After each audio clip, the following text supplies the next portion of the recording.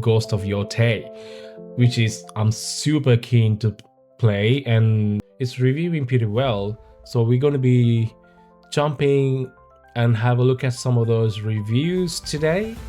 You guys know that I love a good IGN review, so we'll be talking about we'll be looking at the IGN review and see what they've got to say. There are a couple of things that I want to discuss when it comes to the IGN review as well, so let's have a look at that. Sequels are opportunities to either build upon a predecessor and push boundaries, or refine what was already great and deliver that again with a stronger focus. With Ghost of Yotei, developer Sucker Punch leaned heavily into the latter approach. And if you played Assassin's Creed Shadows from earlier this year, you'll notice a lot of similarities. In its roughly 30-hour main journey, a large majority of the story unfolds in predictable fashion, and gives you the runaround more often than I'd like. Multiple times, events build up to a big moment of music and family through childhood flashbacks. I would say this though, compared to Ghost of Tsushima, like I said, it's a little bit more non-linear storytelling, and it's ultimately a revenge story compared to what Ghost of Tsushima was. Ghost of Tsushima had more story, like themes of, like, honor and that kind of stuff, because ultimately, Jin Sakai is a samurai. He had to battle with, like, keeping his traditions alive, at the same time playing dirty, being a ghost, stuff like that. But this game, you're playing as Atsu, ultimately is a missionary. She's a Ronin of some sort. Not even a Ronin. I think she's just a woman who's trying to get revenge, right? So you your main drive to continue with the story is just revenge.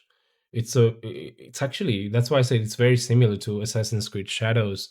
Shadows has almost exactly the same plot. You got a bunch of the, what are they called, the uh I forgot the name. I forget their names, but those big group of people that ends up killing her dad, Naoe's dad. And then, yeah, you do have a samurai, Yasuke, but it's ultimately more of Naoe's story about how she's getting revenge from this bunch of people who set fire to her village and ended up killing her dad, right? So it's a very similar story, but what I'm interested in is how well they have executed it, because, like most of you will find, this is probably not original in terms of storytelling compared to Tsushima. Tsushima had, like, a very, not original, but it's a refreshingly new type of story in the gaming industry when it came out. We haven't had we haven't had a whole bunch of games set in Japan, feudal Japan, come out at that point, especially not from big AAA studios set in, like, from the West, right? So, and at this point, we have a whole bunch more now. So it's easy to make, like, say, oh, we've seen it before, blah blah blah. But when Tsushima came out, it was kind of like the first of many, right? And then, more recently, Shadows did a game, and now we get this also in the same year. It's wild to think about. Oh, did it come last year? No, it's this year, right? Yeah, so we're getting that, both games same year. Amazing. Anyway, so the thing is, we have seen this revenge story fold out before. So then what we should be really looking for is how well they're going to execute it, how well they have done the storytelling part of it, because Sucker Punch is actually pretty good with their storytelling. They have done a fantastic job telling stories before. Like with the infamous franchise, they nailed it, and now with Ghost of Tsushima, they nailed it. In this one, I think I'm gonna wait and see how well they have done it, because they're really good at driving the story forward, pairing that with the gameplay really well, which is where Ubisoft really comes short. Their gameplay loop and their story always feel disconnected. So especially like when you do stuff in the world, it doesn't really like reflect in the world or the characters or whatever. You just do things, and that's ultimately is the issue with Ubisoft games. But Sucker Punch is way better at like world building and making sure that your gameplay is also really well paired with um paired with the world itself. For an example, like if you remember Infamous Second Son, the stuff that you do in the world, um the more camps that you would free, like the more areas you free and stuff, it actually you could see that reflected in the actual world, how people react to you, and things like that. And I feel like this could be one of those game worlds where you could see that happen as well, because it's a revenge plot, and you're not just going after everyone one by one in order. You can pick who to go after. You can figure out where they are, blah blah blah. So while you do that, it also means you're doing a lot of side activities, and you're freeing you're liberating cams and stuff like that, probably.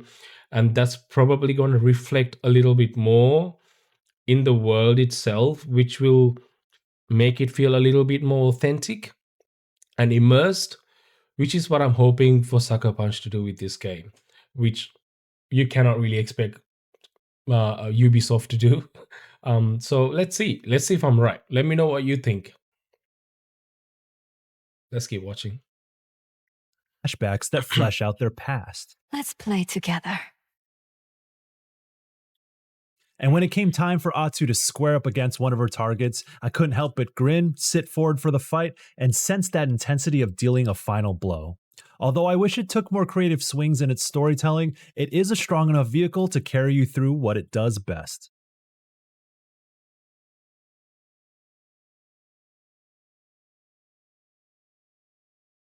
Speaking of what Ghost of Yotei does best, it's combat. There aren't many open-world action games that compel me to clear out optional content across the map just for the sake of starting fights. Movement has an unmistakable fluidity, as does the flow of each attack, ability, and parry, yet each weapon carries a certain weight that makes landing hits and those impact frames so satisfying. Without a lock-on mechanic, encounters feel natural at the expense of some frustrating mishaps with the targeting system, but because you're given so many tools, being able to weave them into your rotation or use them at opportune times keeps each fight consistently exciting. Whereas Jin had stances with his katana in Tsushima to counteract different enemy types, Atsu carries multiple weapon types of her own. She's skilled with the sword, but relies on a chain sickle, spear, and dual katana setup, as well as a very big sword, which creates a rock-paper-scissors dynamic against enemmies. With the right weapon, you can inflict more stagger or bypass some of their defensive techniques, letting you cut through them with greater efficiency. All these weapons control distinctly, and the Kusarigama is a particular highlight. It lets you break shields, swing it around for crowd control, and even assassinate enemies from a distance on some scorpion-type shit. Yeah, I thoroughly enjoyed weapon switching is smooth weapon in and fast, so it's not as much of a pain as it may sound, and mastering the cadence of combat makes me feel and Atsu look like a badass. That's good. The role of projectiles is also expanded with the advent of firearms during this time period, as Yotei takes place in the early 1600s. So not only does Atsu not give a damn about honor, she also has no qualms about letting her chopper sing. Well, her musket or flintlock pistol. Sure, the musket takes forever to reload, but landing a shot comes with an emphatic punch that pierces through armored foes. And the flintlock pistol is handy for staggering or finishing off enemies at point blank. And man, does it make me miss Bloodborne. And of course, the bow and arrow is still there, and it feels good to land a headshot. Then there's smoke and dust bombs to obscure enemy vision, and a flame attachment that temporarily sets your blades ablaze, all of which are effective in their own right. This is all to say that you have a lot to juggle, and no shortage of options for overcoming Yotei's challenges, whether it be an entire camp's battalion or a high-stakes one-on-one.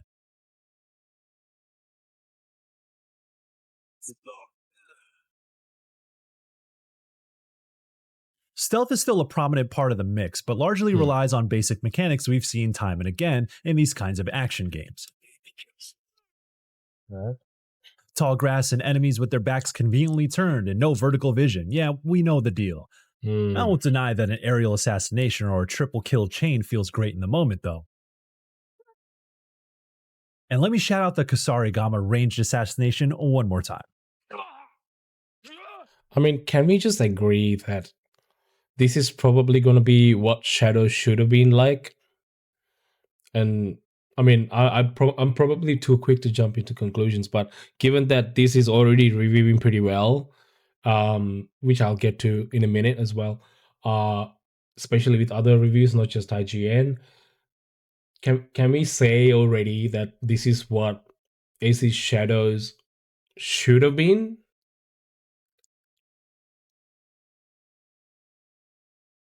Broadly speaking, there's seemingly a lighter emphasis on stealth than we saw in Tsushima, and Yotei never really pushes you hard in that direction. If you get caught, then you just fight, like, oh no, I have to engage in combat, the best part of the game, what a shame. Yeah, it's good to know that combat is solid like Tsushima was, because I found teeing up as it many is what you stealth do a kills as lot. possible before going loud to be the most enjoyable way to play, and it seems like Sucker Punch understood how to make that approach work well. Nice. That is my favorite way to play and clear camps. Ghost of Yotei does spotlight duels, packaged as deadly boss fights where you're chipping away at their stagger meter and health. Here, mastering the timing of your parry and dodge is of utmost importance, and even though they play out quite predictably, I still got a kick out of connecting on multiple parries in succession, lest I get one tapped myself. Parrying and Ugh. countering is one of the great joys in games, and Yotei delivers wonderfully. I see that blue glint, and I lock in. So much so that I played most of the campaign with the Bounty Master armor equipped, which disables normal parries to slightly increase the perfect parry timing window. It's high risk, high reward, and it was worth it because nothing is cooler in this series than flawlessly deflecting an attack and slicing through normal enemies Bushido Blade style. That is so true. That is so true. Getting those parries right, and then counter attacking And is the most standoffs are back, satisfying letting thing you ever. kill an enemy or two or three in a timing based EI sword swipe before going all out on the rest of your foes. It's another way Yotei, like Tsushima before it, adds satisfying variety to combat.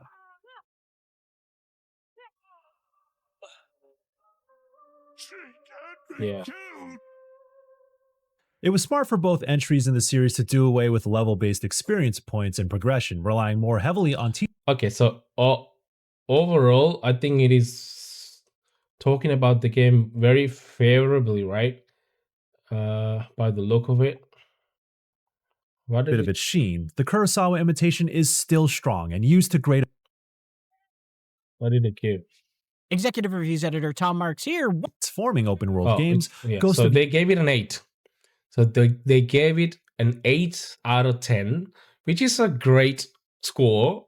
Don't get me wrong, it is a pretty good score. However,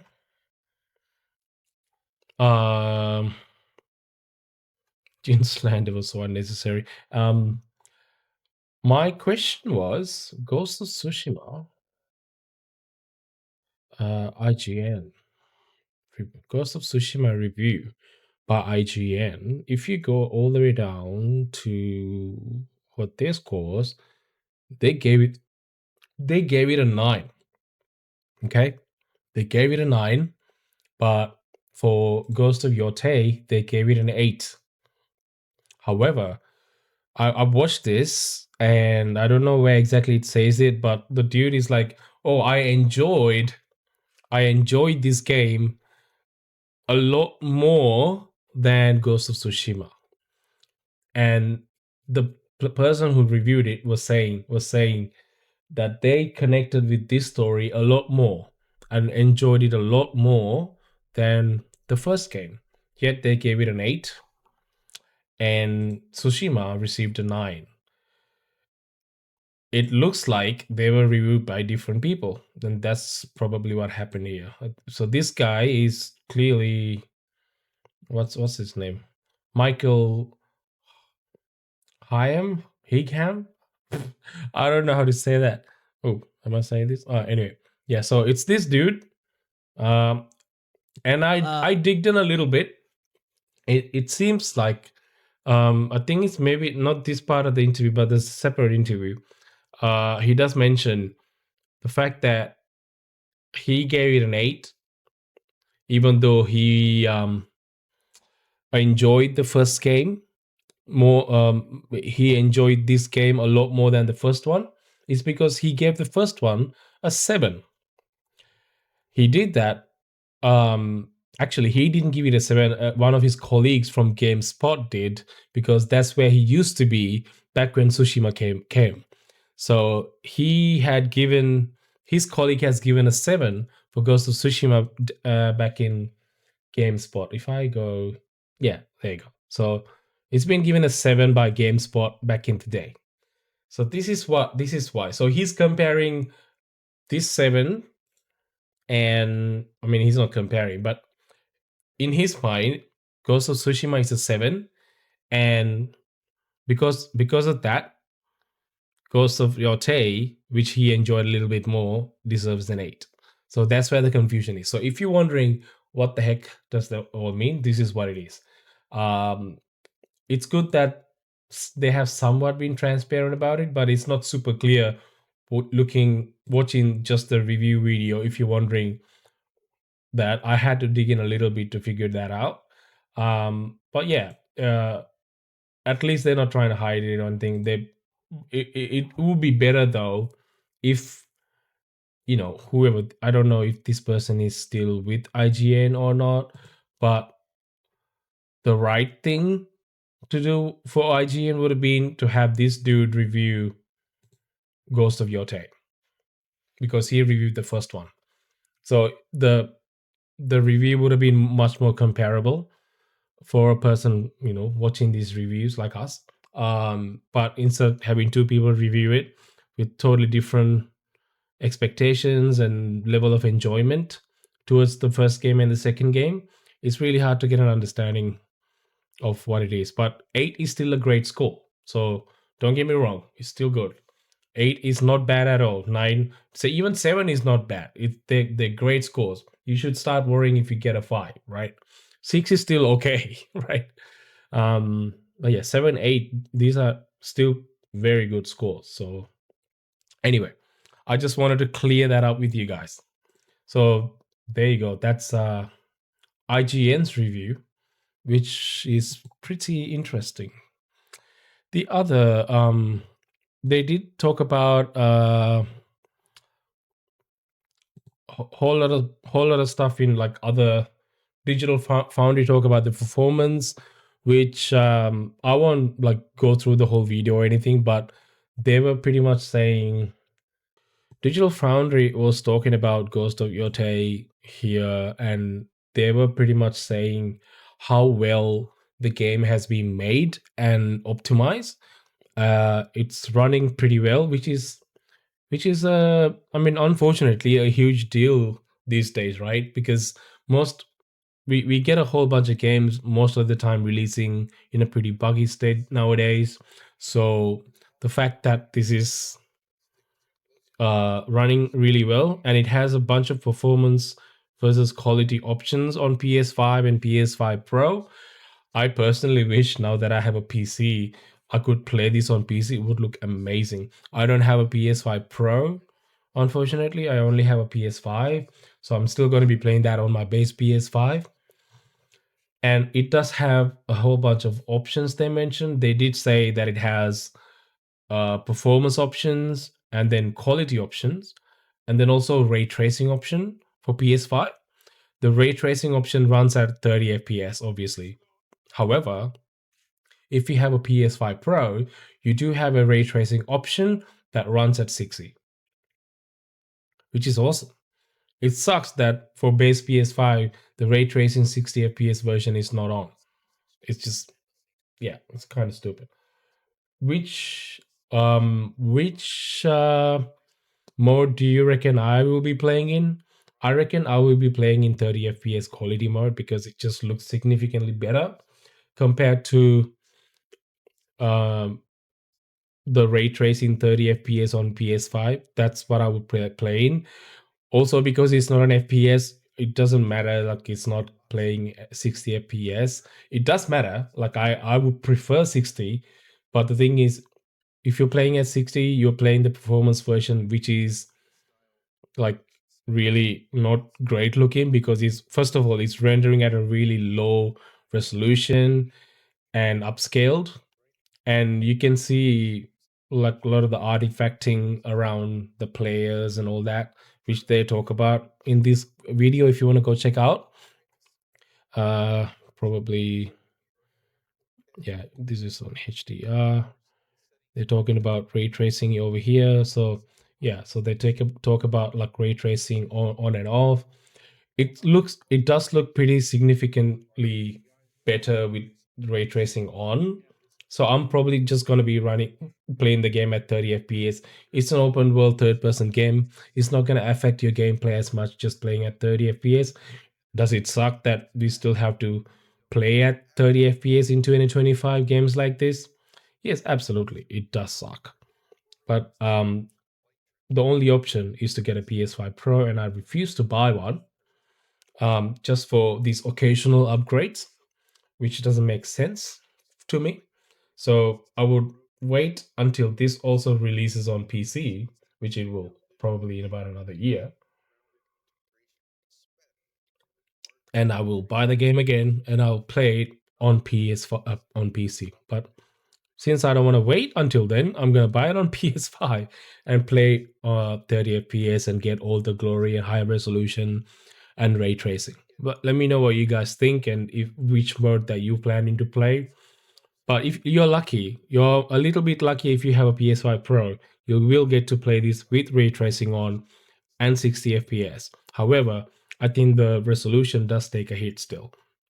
In order to achieve that at 60 FPS with ray tracing, I think they're rendering the whole thing at like 1080p or a little bit lower and upscaling it to 4K. So it's gonna look a little bit weird in some places, which they do show in this video. But yeah, like in these graphic modes, I think, yeah, they talk about it here. It's very hard to notice probably on this stream because this is compressed and streaming at 1080p, so you're probably not going to see anything different in the stream. But there is a significant difference between ray tracing and performance mode. So it's up to you. If you don't really care that much about how it looks and you really want those extra frames, go for performance. But yeah, it's nice that you do have a whole bunch of options there to play however you want to play. You can't get both, but you have options, so that's good.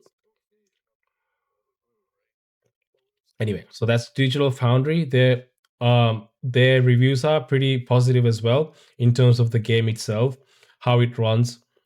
For each of the mode, performance is locked at 60, and it runs locked 60 FPS, pretty stable across the whole game, which is awesome. And even 30 FPS quality mode and ray tracing modes, they're running lock 30 pretty stable. They did mention that they couldn't even find one, like even in like here, they were showing here. There you go.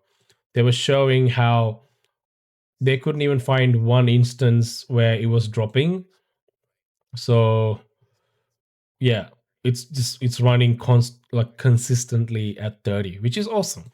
We can't, I mean, if you're already playing at 30 FPS, if it drops below that, it's going to be an issue. So it's good. So I think they pretty well optimized this for the machines, and it's going to run well without issues, which is good news.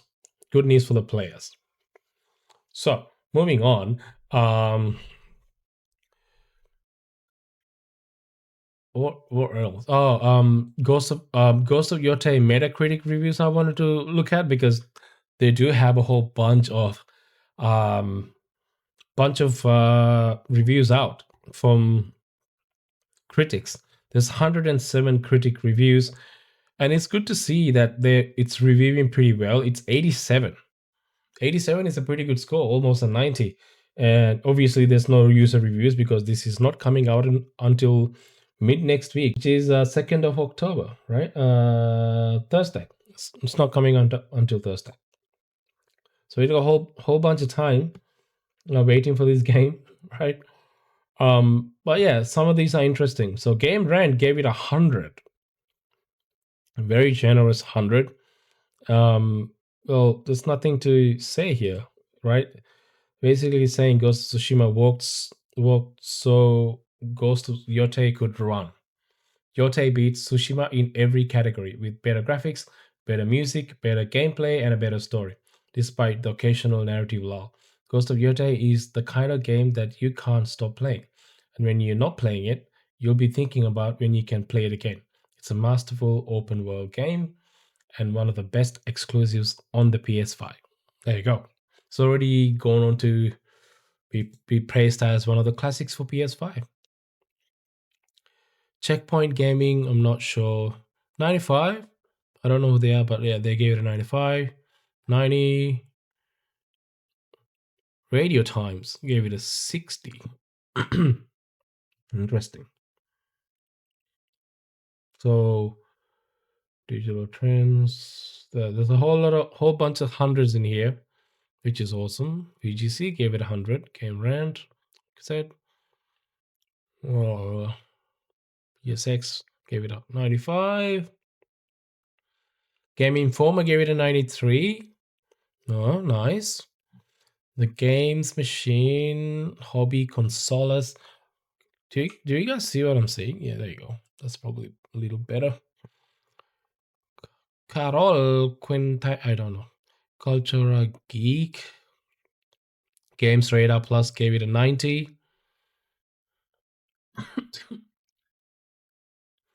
Game Surf, Gaming Trends, IGN. Sorry, I told you that I'm gonna be coughing. Invader. PC Games. Push Square 90. Yeah, Screen Rant gave it a 90. A lot of the IGN people gave it. IGN France gave it a 90. IGN Deutschland gave it a 90. Portugal 90. Gaming Bible 90. GameSpot 90. GameSpot gave it a 90. Okay. Scored even higher than Tsushima. If you remember, I just said GameSpot reviewed Ghost of Tsushima at 7, so they gave it a 90 out of 100, which is a 9 out of 10. Much higher. Eurogamer gave it a 90. That's good. They're hard to please most of the time. Okay. Gaming Bolt. Yeah. So many 90s here, dude.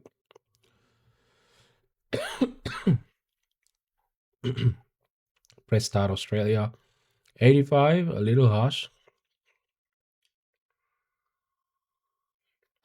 Actually, it's not that harsh. 85 is pretty generous still. I don't think it quite reaches the heights of its predecessor. It is another worthwhile trip to lawless Japan. Yeah, like I said, it's a different story. That's what some of these people are getting like, look, that's what throws off some of the people who are reviewing the game, because they're going into it thinking that it's gonna be like Ghost of Tsushima. But the thing is, it's not called Ghost of Tsushima, it's Ghost of Yotei. It's a ghost game, but it's an entirely different setting and a whole bunch of new people in it, new characters, new story. And it's like I say, it's a revenge story. If you're going into the game expecting the story to be almost like a continuation of the first game in the same story themes, you're probably not gonna be happy about the game in that way, because it's just not, it's not even a similar character here. You got this woman Atsu, who's not even a samurai, right? He's kind of a rogue character who's who's plotting revenge against 6 enemies, Yotei 6. And it's like I said, it's a revenge story. It's told in a non-linear fashion too, unlike how Tsushima was. Tsushima was very linear. You go through the story beats, and it's on rails, which is not doesn't seem to be the case with Yotei. So you're going into the game expecting exactly the samey story. That's where you're gonna be disappointed, because that's not what this is doing. It's improving on the gameplay elements of Ghost of Tsushima and delivering a completely different story with a new set of characters. That's what it's doing. So if you're going into the game expecting that, I think you'll be fine.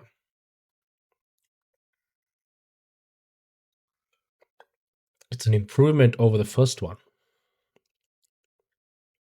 It's not trying to do anything completely different, because they already did that with Ghost of Tsushima. Ghost of Tsushima was an experiment that was a huge success.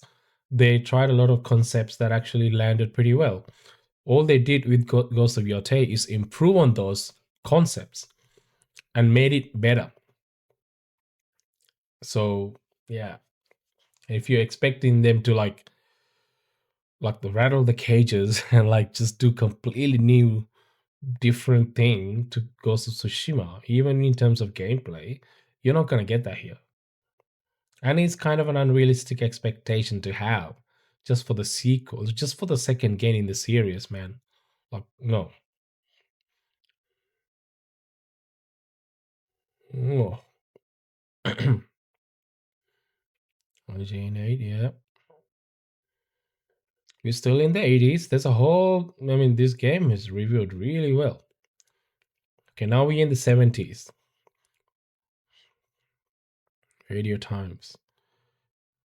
If you've seen one Japanese orphan avenging their parents' death, have you seen them all? That's the question. Yeah. Like I said, yeah, this is because of the story, right? They're having an issue with the story because you went into it just not prepared on what to expect from it. So it's just the misaligned expectations that's leading to these scores. Again, oh, there you go. The actual Eurogamer gave it a 60. Like I said, Eurogamer is hard to please, dude. Sucker Punch sequel offers more great swordplay and heartfelt storytelling, but would be better served as a linear action game, freed of its poor side quest and dated open world. Oof. I mean, I don't know. It feels a little too harsh. But that's Eurogamer. Anyway, yeah, interesting. Yeah, so it's these couple of 60s by Radio Times and Eurogamer. That's probably why it's just sitting right slightly under 90. Otherwise, it would have been like a 9 out of 10 here in Metacritic. So I think that gives you a lot of confidence as to what to expect from Ghost of Yotei. I'm super keen to play this game. I know that I'm gonna have a pretty good time playing it. I don't know if you will. Let me know what you guys think in the comments below. And if you're gonna be picking up a copy on launch, or if you're gonna wait later to play it, let me know in the comments.